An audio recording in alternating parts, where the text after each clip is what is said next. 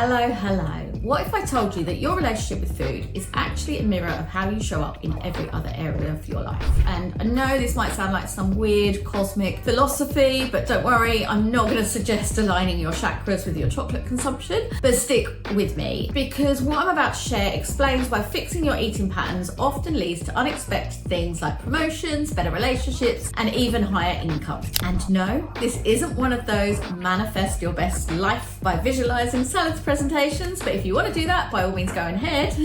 But look, if you've been following along with my previous videos, you will have learned about your brain's evening chemistry and your emotional accounting system. Today we're connecting those dots in a way that might make you say, oh, so that's why I treat biscuits like they're carrying classified government secrets. But first, let me share you something that happened with a client. She came to me for overeating, but within 2 months of changing her relationship with food, she asked for and got a £15,000 raise. She started speaking up in meetings, she started setting boundaries with her demanding mother, and she even started dating again after years of hiding. No, I haven't secretly enrolled her in some corporate negotiation masterclass, and no, I didn't hire her a stand-in for meetings, though that would be a brilliant business idea actually. All that happened was she changed her relationship with food. So think about how you treat food right now. Really just sit and think about that for a second. You don't trust your decisions around it like it's some sort of manipulative ex who's going to betray you. You need strict rules to control it because apparently food responds well to spreadsheets and project management tools. You beat yourself up when things go wrong as if like eating a biscuit is somehow worse than that email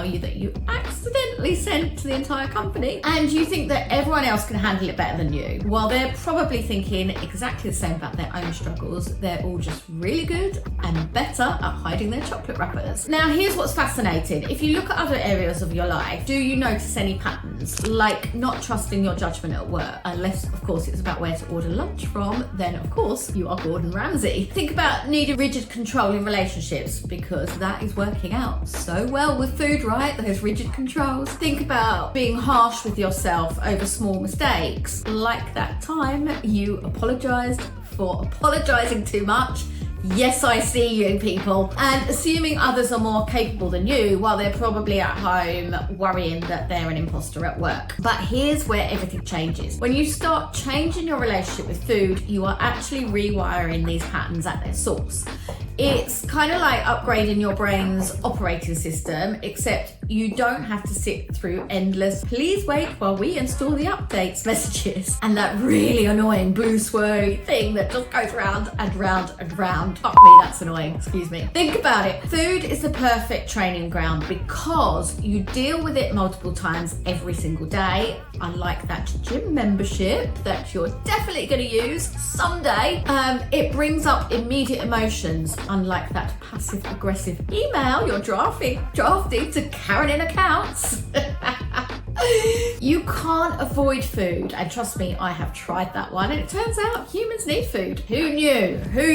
And it affects you both physically and mentally, like that time you thought you could survive on cabbage soup alone, and spoiler alert, you can't. When you change your relationship with food, you are literally creating new neural pathways in your brain, and here's the magic. Your brain doesn't keep those new pathways in a box that's labeled just for food. Thank God, because we've all got enough boxes of things we're going to sort out one day. Instead, it starts applying these new patterns absolutely everywhere. In meetings, you suddenly become, I trust my judgment, and not just about where to order lunch.